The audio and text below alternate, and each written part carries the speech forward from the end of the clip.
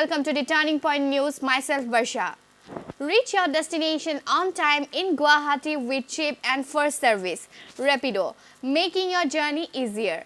Rapido, an online mobile application which serves as a platform where people can book bike rides, has made its entry into the Guwahati city recently.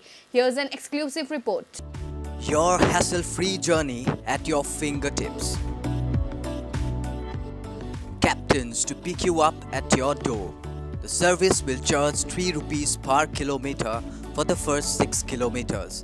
Thereafter 5 rupees per kilometer, adding 1 rupees per minute.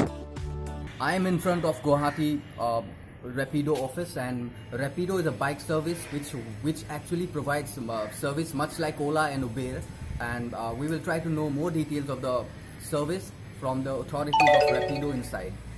Authority says the fare is attractive and convenient.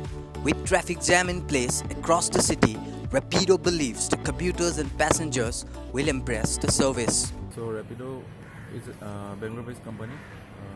So it was launched in 2015.